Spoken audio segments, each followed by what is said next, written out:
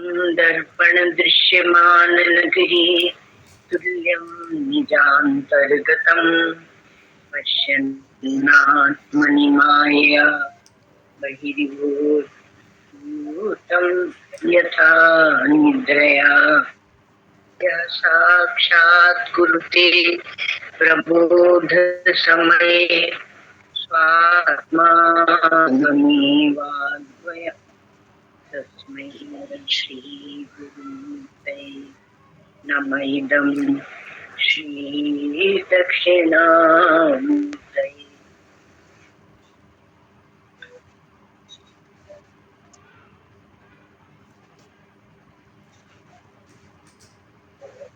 माया छाया वराकी कथमिव लभतां मयि अनन्ते प्रतिष्ठाम् अस्थाने चेश्वरत्वं हरिहरा अन्तबन्धे स्फुलिङ्गाः अद्वैते द्वैतखेला गगननलिनवत् स्वप्नवज्जीवमेला श्रीरानन्दवाणी श्रुतिशिखरसुधा स्वर्णदी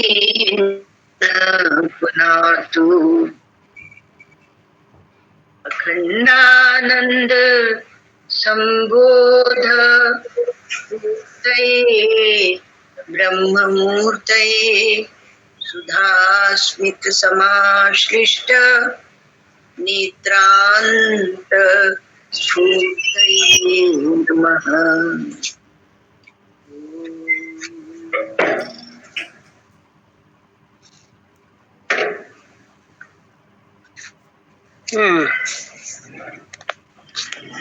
शंकरं शंकराचार्यं केशवं बादरायणं सूत्रभाष्यकृतौ वन्दे भगवन्तौ पुनः पुनः। ईश्वरो गुरुरात्मेति मूर्तिभेद विभागिने व्योमवद्व्याप्त देहाय दक्षिणामूर्तये नमः।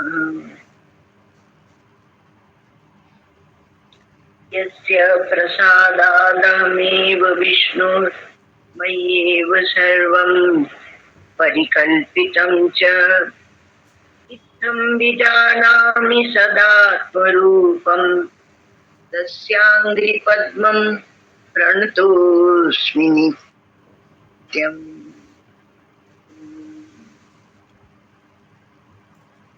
हम लोग कहाँ पहुंच गए? कहा कि अवस्था त्रय के साक्षी का विवेक ये चल रहा है। अवस्था त्रय के साक्षी का विवेक, इसमें हम लोगों ने कल देखा था जागृत वो इंद्रिय अर्थोपलब्धि जागरितम, इंद्रियों के द्वारा जब विषयों की उपलब्धि होती है तब उसे कहते हैं जागृत जागृत अवस्था। और जागृत अवस्था में आपके क्या होता है? अध्यात्म, अधिभूत और अधिदैव। तो अधिदैव भी हम लोगों ने थोड़ा देख लिया था और अधिभूत तो 14 इंद्रियों के बाद वो अध्यात्म हुआ और देवताओं की बात आई। इनके देवता कौन कौन है? वो अधिदैव हुआ। और उस प्रकार से आगे जाके ज्ञानेंद्रियों का, तो ज्ञानेंद्रियों की बात आई और उनके देवता कौन कौन है, ये सब बात हुई। तो कर्मेंद्रियों की, अब ये उनके देवताओं की भी बात आई। देवता भी सबके कहे गए। अब इसमें आपको जब अधिदैव की ओर ले जाते हैं ना, तो अधिदैव की ओर ले जाने से एक लाभ यह होता है कि आपकी दृष्टि फैलती है, समष्टि में चली जाती है। और फिर जो विषय उनकी बात आई और उनको क्या कहा गया? अधिभूत कहा गया। सब क्या है? अधिभूत है। तो ज्ञानेंद्रियों की त्रिपुटी, कर्मेंद्रियों की और अंतःकरण की त्रिपुटी, ये बात। तो त्रिपुटी का स्वभाव कैसा है कि वो तीन तीन पदार्थ जब आते हैं तो उसको त्रिपुटी कहते हैं। और उस त्रिपुटी में से एक नहीं होगा तो व्यवहार नहीं चलेगा। तो इंद्रिय होंगी तो उनके देवता भी होने चाहिए और उनके विषय भी होने चाहिए। पर इंद्रिय और देवता हो पर उनका विषय न हो तो इसलिए कहते हैं कि विषय और इंद्रिय पर देवता न हो तो भी व्यवहार नहीं चलेगा। तो इसको बोलते हैं त्रिपुटी। तो इसकी बात हम लोगों ने की थी। अभी जो अवस्था त्रय विवेक है, अवस्था त्रय का जो विवेक है, तो अवस्थाएं कितनी? तीन प्रसिद्ध है, जागृत, स्वप्न और सुषुप्ति। अब प्रतिदिन प्रति शरीर में आती जाती रहती है। कोई कोई कहते कि हम तो स्वप्न देखते ही नहीं, हम स्वप्न देखते ही नहीं है। ऐसा है कि आप स्वप्न नहीं देखते, पर ये जो जागृत देख रहे हैं ये क्या है? और जागृत में भी आप जब खो जाते अर्थात आपका मन जहाँ वर्तमान में वहां मौजूद नहीं रहता, तो उसको भी स्वप्न ही कहते हैं। तो ये आती जाती रहती है ये अवस्थाएं, और मनुष्य इसका अनुभव करता है। आपको बता रहे थे कि वेदांत जो है वह अनुभव की बात करता है। तो मनुष्य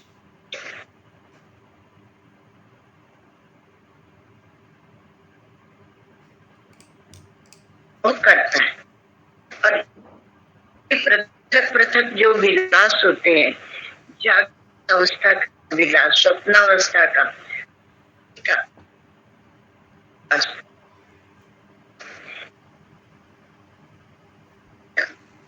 तो वो उस सबको वाला है।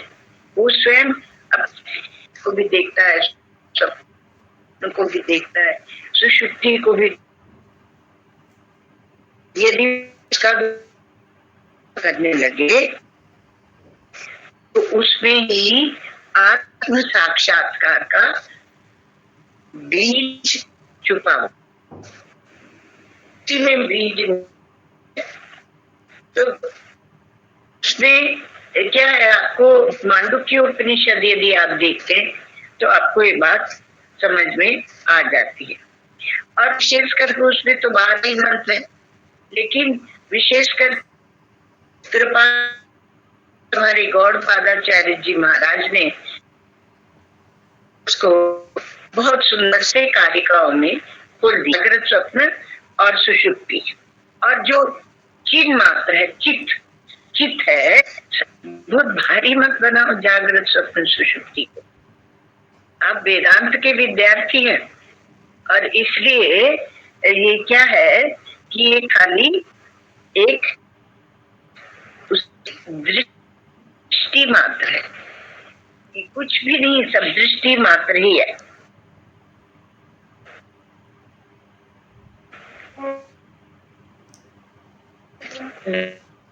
पांचों कोश क्रियाशील रहते हैं, तो साक्षी जो है अंतर से तादात्म्यपन्न होता है, तथा मन, इंद्रियों और देह, मन और इंद्रिय और की चेष्टा शब्द से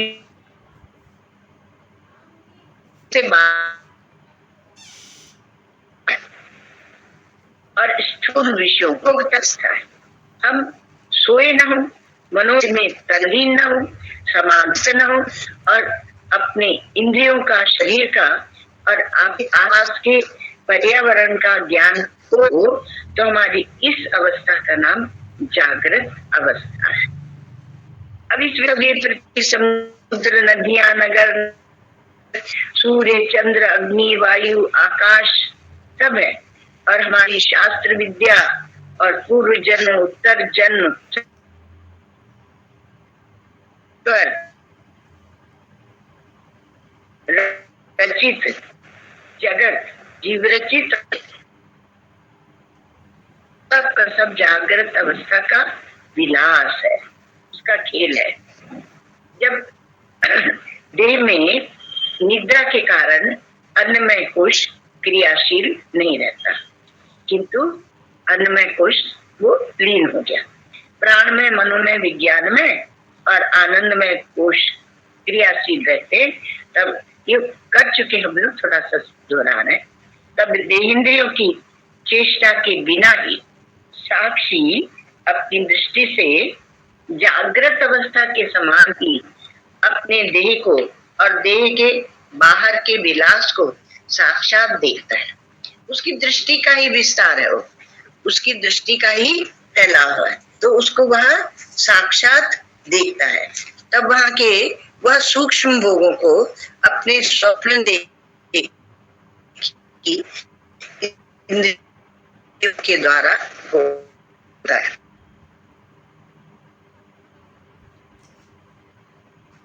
तो अनुभव की इस अवस्था का नाम क्या है?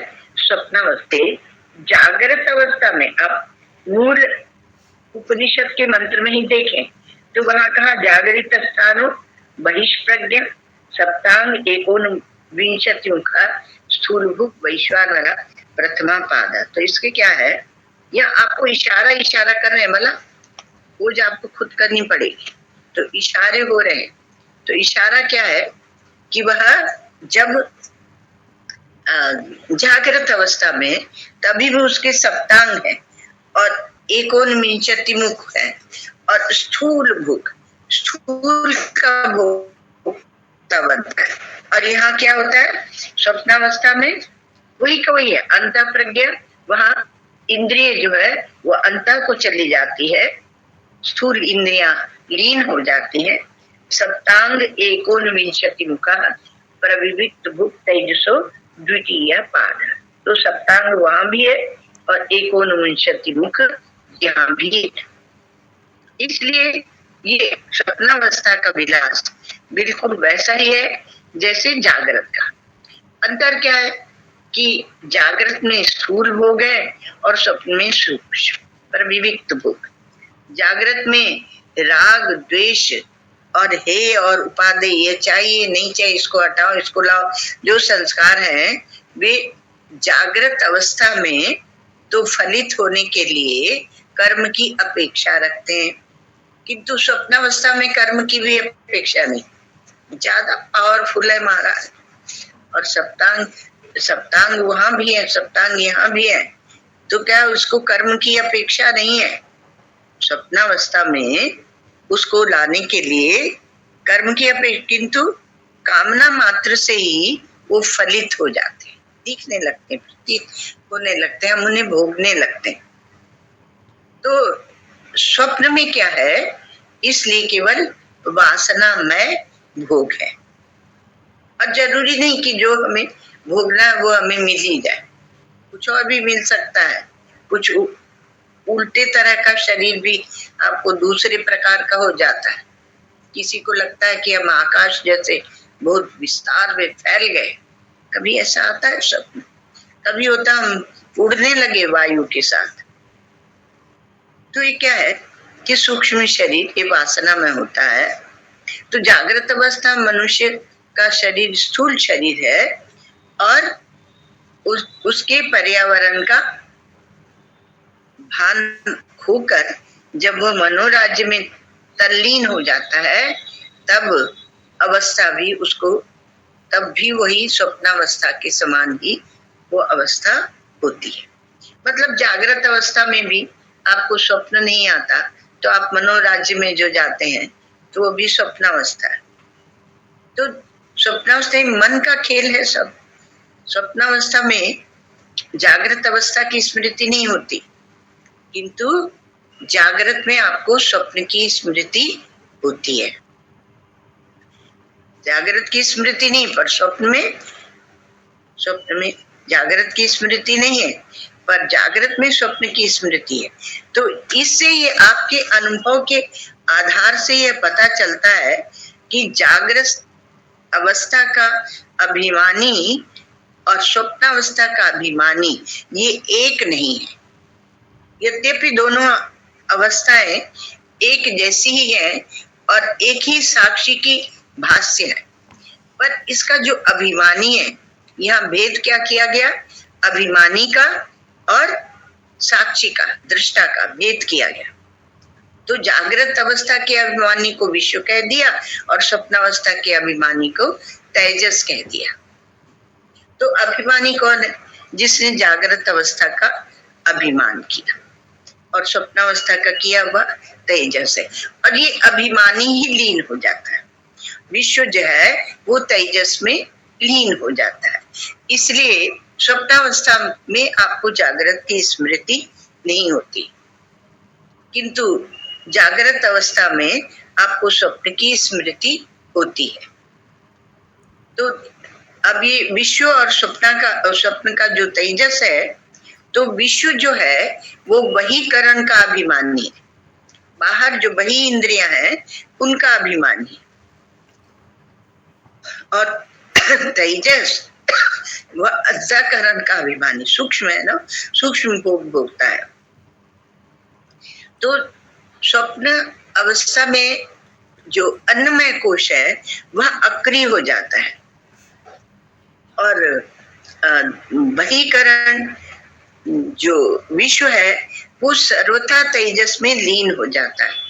अब इसका थोड़ा सा बैठ के अपने दिमाग के अंदर बैठाएंगे, विचार करेंगे, तो आपको एक बहुत रहस्य मुट्ठी में आ जाएगा। ये क्या रहस्य मुट्ठी में आ जाएगा कि पूरी की पूरी अवस्था ही एक कक्षा में, एक कोटि में चली जाएगी और आप उसके दृष्टा बन जाएंगे। तो ये क्या विश्व और तेजस कह के संक्षेप में समझा दिया जाता है।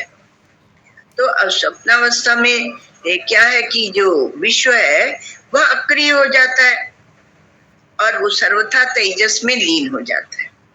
तेजस में विश्व भी बैठा हुआ पर लीन हो गया है, सो गया है, अनमैनिफेस्टेड है, नॉट मैनिफेस्टिंग। तो जिससे स्वप्न में जागृत की स्मृति नहीं रहती है, और जागृत अवस्था में अंतःकरण भी जागता रहता है, अंतःकरण जागता है, वही प्रेरित करता है क्योंकि सूक्ष्म है वो। इसलिए तेजस विश्व में सर्वथा लीन नहीं होता। तेजस जो है वह विश्व में सर्वथा लीन नहीं होता, और जागृत में भी उसको स्वप्न की स्मृति बनी रहती है। ये बात दूसरी है कि कालक्रम से वो सारे स्वप्न खो जाते हैं। अब किसको याद है, हम बोलते हैं ना, अब किसको याद है। तो ये अंतःकरण जो है वो ज्यादा सूक्ष्म है। अभी बहुत अच्छी एक चर्चा चल रही है ग्रुप में, आज हमने थोड़ा सा देखा, इतने दिनों तक हम देख नहीं पाए थे, किन्हीं भी कारणों से कहो देखे नहीं थे। तो उसमें बड़े सुंदर प्रश्न उठाए गए। तो उसमें सत्संग ग्रुप है, ध्यान सत्संग, तो उसमें पूछा गया है कि ये बाबा ने, शिवड़िया बाबा जी महाराज ने मंत्र जप को सूक्ष्म कैसे कह दिया। तो देखो यहाँ से आप विचार लेना, थोड़ा सा विचार लेना। तो सूक्ष्म कैसे है वह, सेवा से कैसे सूक्ष्म है, ये सब बातें विचार की है। और जब आप कोई साधन नहीं कर सकते तब भी मंत्र आपके साथ रहता है। तो जब निद्रा आती है, सुषुप्ति, अब सुषुप्ति में चले, तो अब जब निद्रा की प्रगाढ़ता होती है तब अन्नमय, मनोमय, विज्ञान में ये तीनों कोष हो जाते हैं, ये लीन हो जाते हैं, अक्रिय हो जाते हैं, और केवल प्राण में और आनंद में ये क्रियाशील रहते हैं। तो उस समय जो साक्षी तो एक ही रहेगा, वो देखता रहेगा, सारे नाटक को देखता है। तो जागृत और स्वप्न का कोई स्थूल या सूक्ष्म विलास अनुभव नहीं होता। यहाँ तक कि मैं वही जागृत और स्वप्न देखने वाला हूँ, यह वृत्ति भी वहां नहीं रहती। ये तो आपको जागृत अवस्था में शास्त्र आचार्य ये बताते हैं, तो यह भी नहीं रहती। इसलिए केवल कहें कि प्रकृति से हो जाएगा, प्रकृति से नहीं होने वाला, आपको कुछ तो उठापटक करनी पड़ेगी, ऐसा नहीं होने वाला है ना।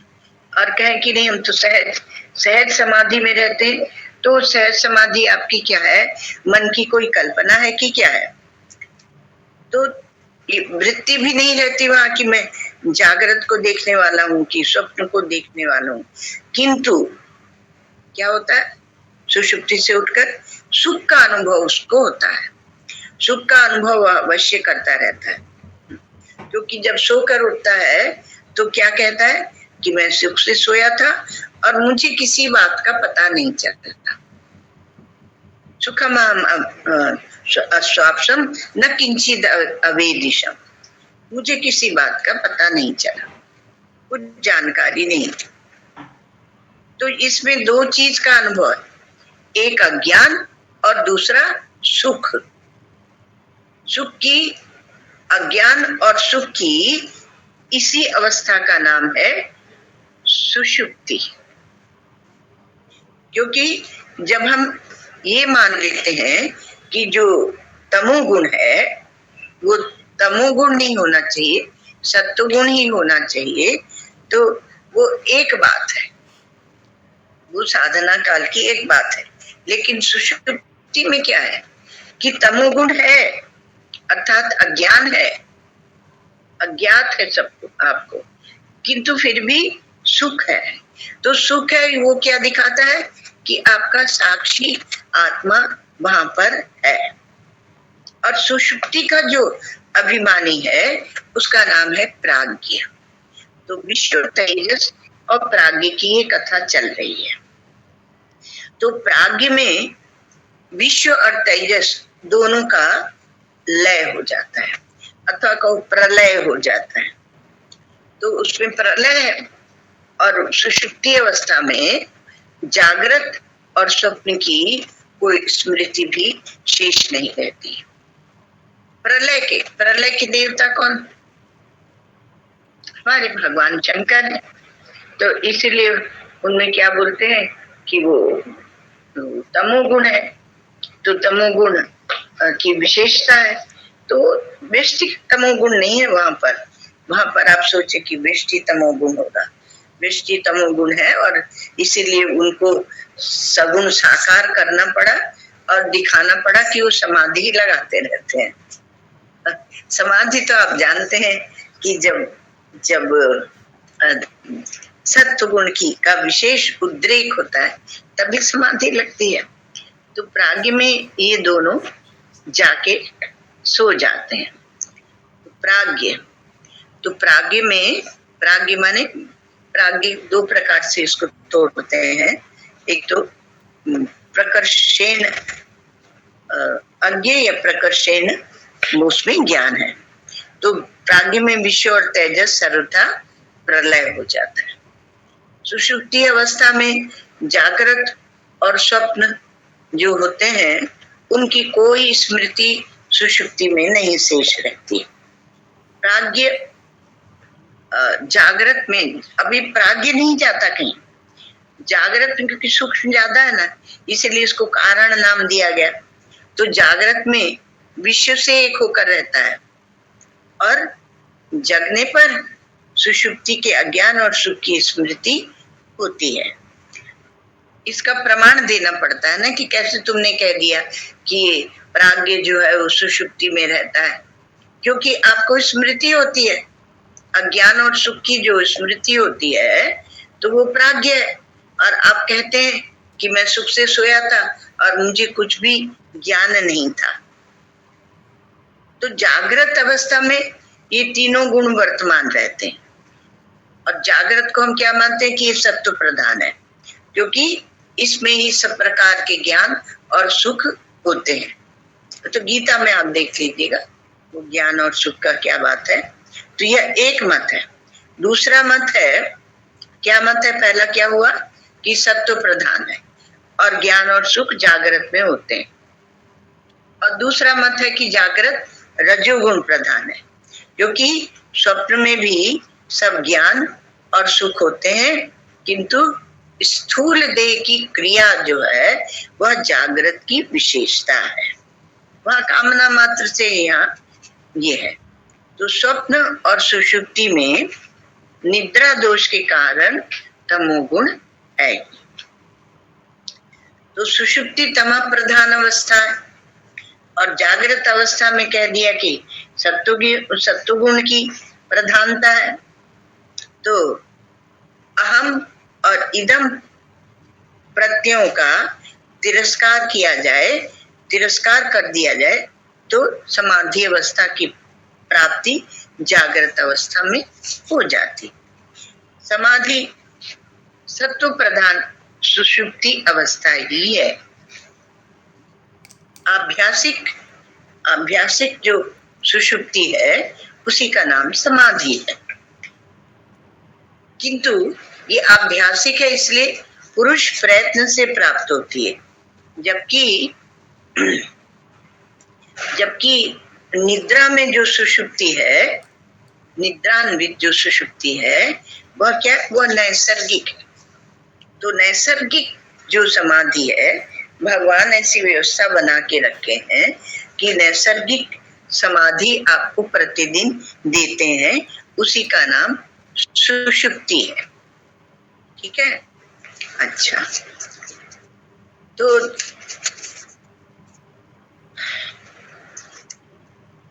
जब एक दृष्टांत यहाँ दे रहे हैं कि जब आप नाटक देखने गए तो नेत्र इंद्रिय आपकी निरोगी है और नाट्यशाला में अनेक विषय, कुर्सी, टेबल, ऐसे ये सब है, और यदि प्रकाश नहीं है तो देखने का व्यवहार नहीं हो पाएगा।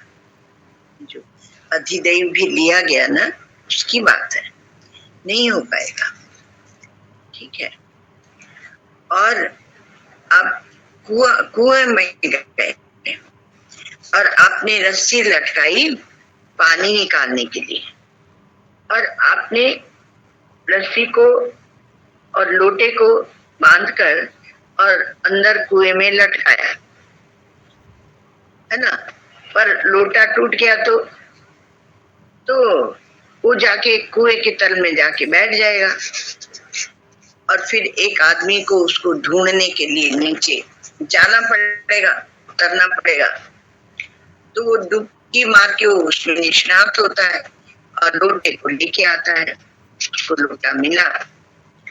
तो दृष्टांत किस लिए दे रहे हैं कि लोटा मिला और ऐसा बोलने वाली जो वाक इंद्रिय है वो हाजिर है, परंतु वाक इंद्रिय के जो देवता है अग्नि, वो जल में उनका विरोध होता है, इसलिए वो देवता वहां नहीं रहते, और इसलिए वो बोलने वाली क्रिया वो नहीं कर सकता है।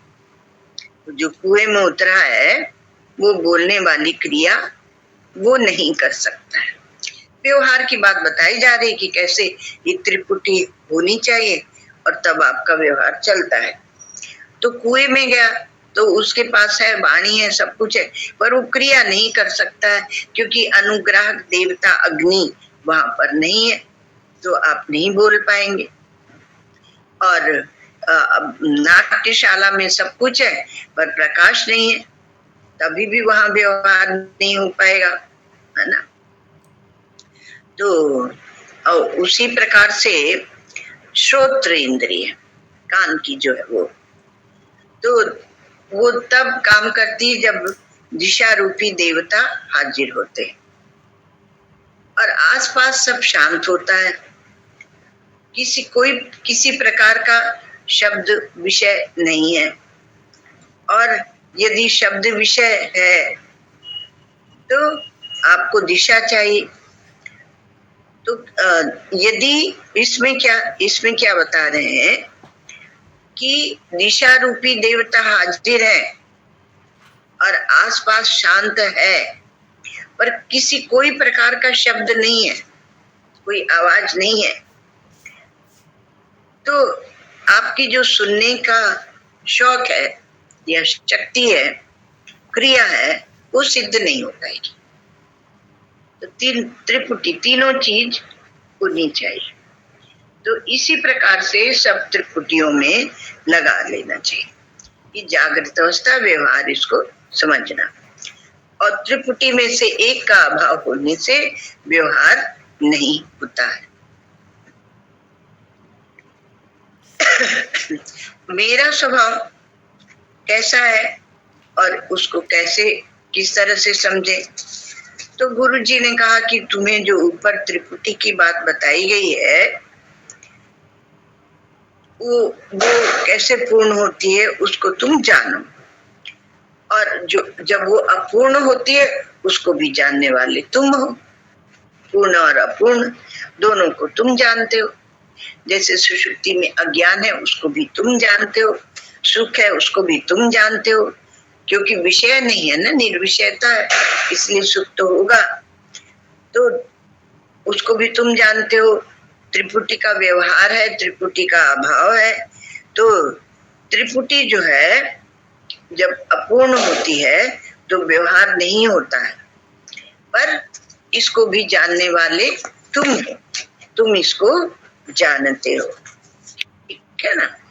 तो इस प्रकार से जो तुम्हारा स्वभाव है, तुम विचार करोगे, तुम विचार करो और निश्चय करो। तो शिष्य ने कहा कि गुरुजी इस प्रकार से कह के आप क्या सिद्ध करना चाहते हैं, क्या सिद्ध करना चाहते हैं? तो गुरुजी ने कहा कि इस प्रकार से त्रिपुटी में जैसे व्यवहार चलता है, ऐसी ये जागृत अवस्था है, ये सिद्ध होता है। यहाँ त्रिपुटी से व्यवहार चलता है वो जागृत अवस्था है ना।